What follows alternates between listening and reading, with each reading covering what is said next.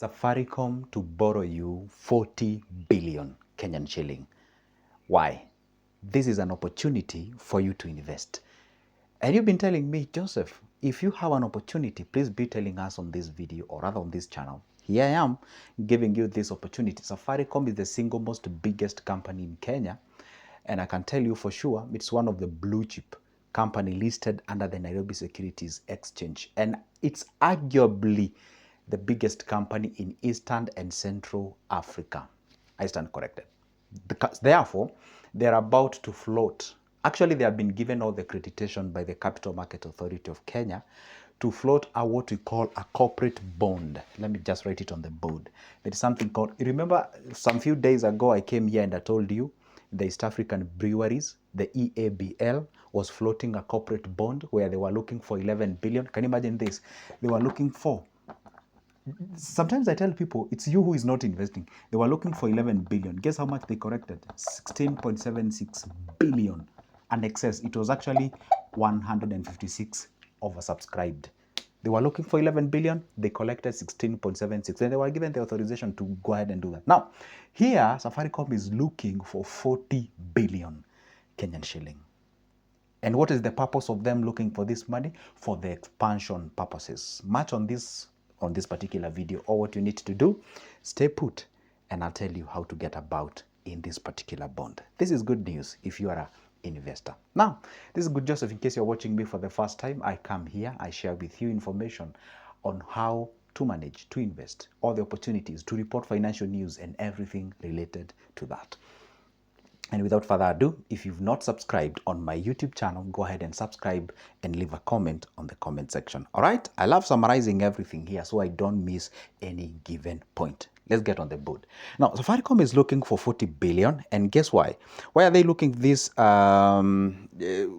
money? Is to do what we call expenditure financing. They want to finance the expansion in Ethiopia precisely. You know, Safaricom has actually enrolled its services in Ethiopia. Ethiopia is the second most populated country in Africa after Nigeria.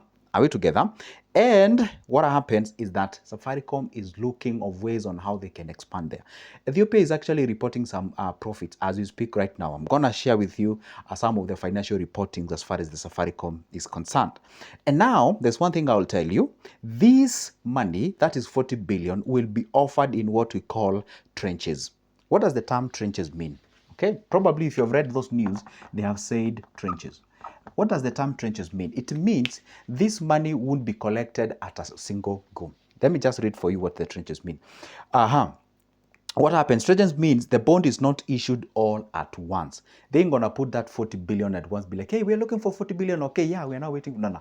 They're gonna actually subdivide this in phases. For example, they can say, hey, the first tranche we shall release, say, an equivalent of, I'm not saying this is what they will do. I'm just trying to explain to you what the tranches mean. They can say, hey, we are looking for 15 billion. Okay, then we are looking for another 14 billion. We're looking for 20 billion. For example, this one for the East African breweries, they had the first tranche. That is where they were looking for 11 billion. And the second one, if I'm not wrong, totally I think they were looking for, or they're still looking for 20 billion, if I'm not wrong. Okay, now, what happens with Safaricom is looking for 40 billion, but this 40 billion will be released in phases. For example, the first tranche, obviously, tranche, whatever you pronounce it. They're going to say, for example, I'm not drawing random numbers here, there. For example, hey, we're looking for 20 billion. And then they float that bond for 20 billion. Then you and me and anyone else there who is interested can actually go ahead and do what? Do the bidding. And you get the thing and you get started, you start earning that. And by the way, don't forget, this bond is an MTN.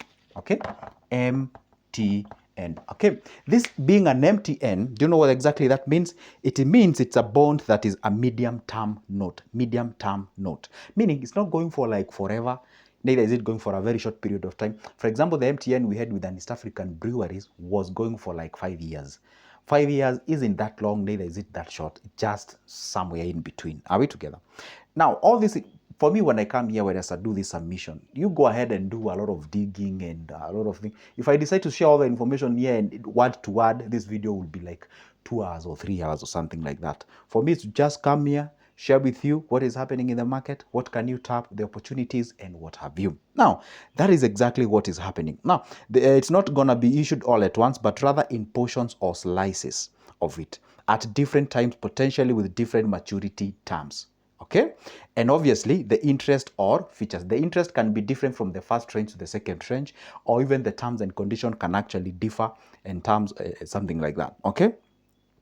This is in line with the standard bond practice. A tranche is a specific portion or a larger debt issue, each tranche having its own terms. Are we together?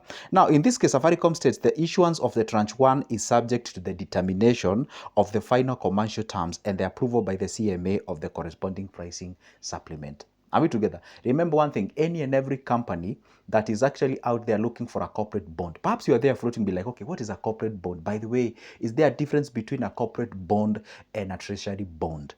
Yes, a corporate bond is a bond floated by a company. In other words, it is a company looking for a debt from the populist, from the common wananchi or the populist or population or something like that.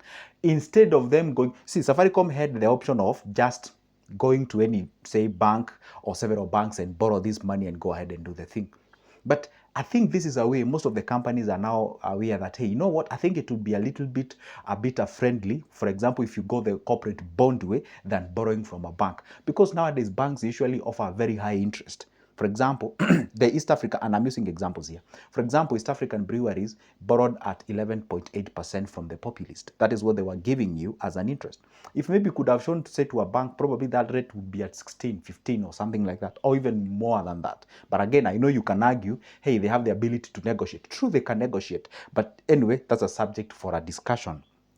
Now, that is exactly what's happening. Now, the question you should be asking yourself is this. Okay, who is this Safaricom to offer a bond equivalent to a 40 billion?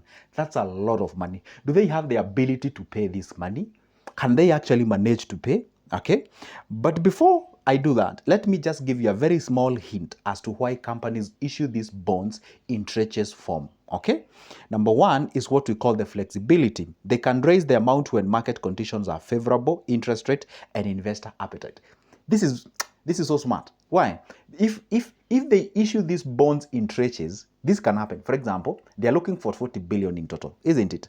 They can say, okay, fine, let's look for, say, 15 billion, for instance. Yeah, we still have some missing of 25, but for now, let's issue for 15. And then all of a sudden, the Central Bank of Kenya comes in and revises the interest rate, say from 9.25 as it is right now, as of 22 of Saturday of November 2025.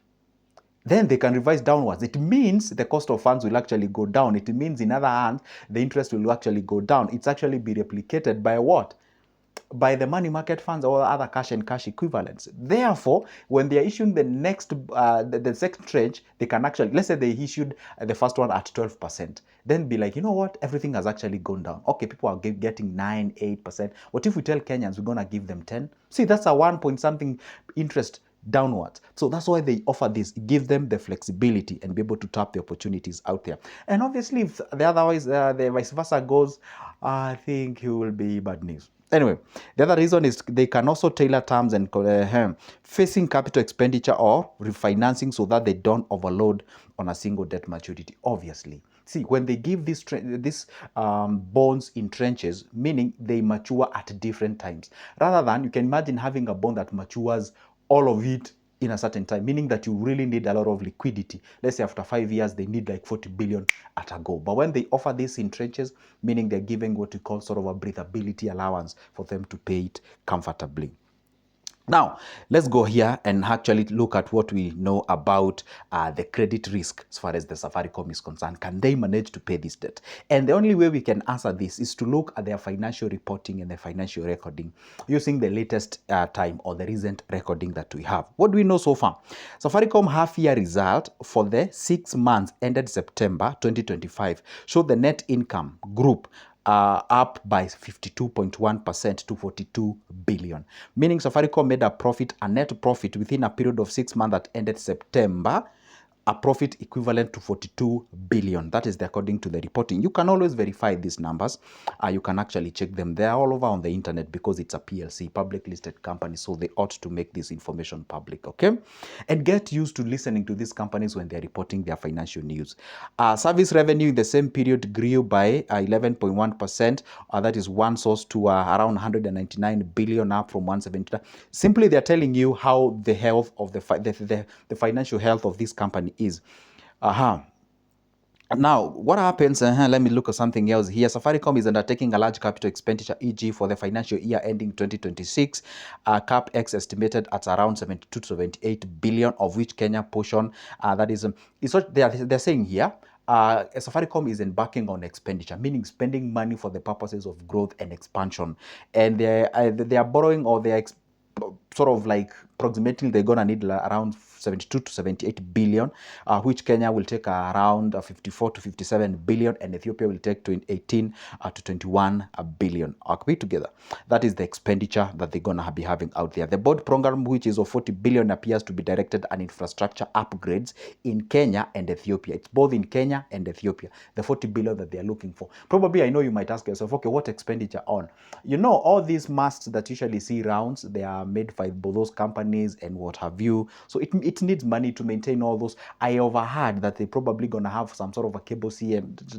That's a story for another day.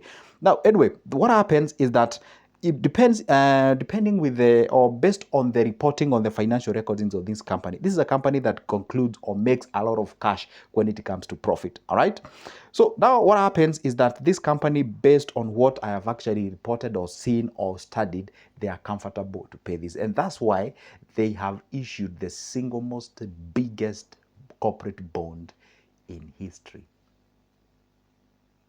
In other words, we've never seen such a big bond like this one that has been offered by Safaricom. What a big news. Guys, that is it, guys. What happens is that if you would like to invest on this bond, remember, I'm going to tell you how exactly you can do that. It is not yet ready for you to invest, but they have been given all the accreditation, all the authorization for them to go ahead and float it out there. The only part that is remaining is to simply do what? Make it available, meaning make it be able for you and me to be invested. So please don't inbox me as of now telling me how to do that. Is it open? Unless you're coming inbox to ask me how you can invest on it. And obviously, that is my number. You can text me on WhatsApp. See you in the next one. Don't forget to hit the like button, subscribe, and leave a comment on the comment section.